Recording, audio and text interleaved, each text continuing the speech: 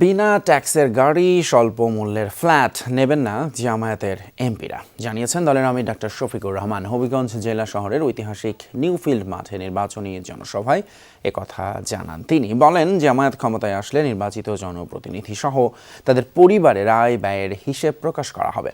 দেশকে দুর্নীতি এবং চাঁদাবাজ মুক্ত করার অঙ্গীকার করেন ডাক্তার শফিকুর। বলেন, কেউ চাঁদা নিতে আসলে হাত ভেঙে দেওয়া হবে। সন্ত্রাস এবং দুর্নীতিতে দেশ ছেয়ে গেছে বলেও মন্তব্য করেন জামায়াতের আমির। বলেন, নির্বাচন আসলে নানা প্রতিশ্রুতি দেন প্রার্থীরা, কিন্তু নির্বাচন হয়ে গেলে প্রতিশ্রুতি ভুলে যান। হবিগঞ্জের জনসভার পরে মৌলভীবাজারের কুলাউড়ায় নির্বাচনী জনসভায় অংশ নেবেন ডক্টর শফিকুর রহমান। দিনের শেষ কর্মসূচি হিসেবে জামায়াতের আমির যাবেন সিলেট শহরের ঐতিহাসিক আলিয়া মাদ্রাসা মাঠে। এরই মধ্যে আমিরের আগমন ঘিরে সেখানে জোরদার করা হয়েছে নিরাপত্তা ব্যবস্থা।